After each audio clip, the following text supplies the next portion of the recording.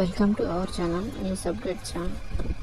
Okay, రీసెంట్గా Telangana government మంచి scheme విడుదల చేసింది, రాజు యువ వికాసం. ఈ పథకంలో అర్హులు ఎవరు, నెక్స్ట్ ఎవరు అప్లై చేయాలని చెప్తాను. డీటెయిల్స్ స్కిప్ చేయకుండా ఫస్ట్ నుంచి లాస్ట్ వరకు చూడండి.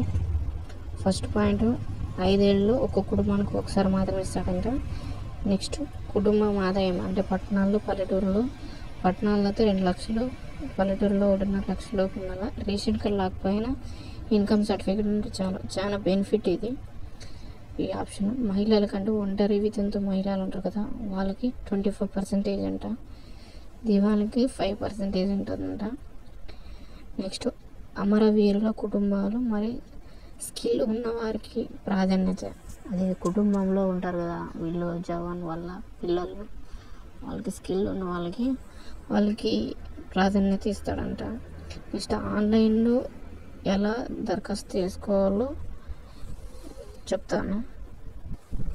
నెక్స్ట్, డాక్యుమెంట్స్ ఏమేమి కావాలంటే రేషన్ కార్డు ఉంటే అవసరం లేదు.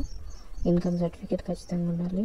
ఆధారు, కుల ధృవీకరణ పత్రం అంటే ఏం లేదు, క్యాస్ట్ ఇన్కమ్. మనం క్యాస్ట్ ఇన్కమ్ తయారు చేసేటప్పుడు క్యాస్ట్ ఇన్కమ్ వస్తుంది కదా, ఆ ఇన్కమ్ క్యాస్ట్ అప్లోడ్ చేయాలి. ఇన్కమ్ ఇక్కడ పాస్పోర్ట్ సైజ్ ఫోటో ఒక 2-3 ఉంటే చాలు.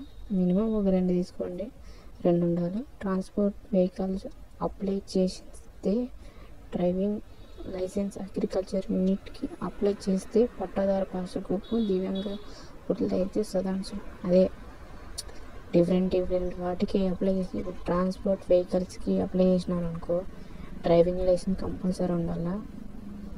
నెక్స్ట్, దివ్యాంగులు అభ్యర్థులు అయితే వాళ్ళకి అప్లై చేసిన సాధారణ సర్టిఫికేట్.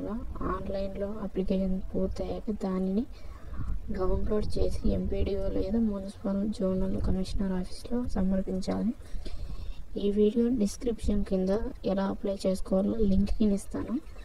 ఓకే, మన ఛానల్ ఫస్ట్ టైం వచ్చిన లైక్ చేసి సబ్స్క్రైబ్ చేసుకోండి, షేర్ చేయండి ఫ్రెండ్స్ అండ్ ఫ్యామిలీ మెంబర్స్కి. Okay, thank you. నెక్స్ట్ వీడియోతో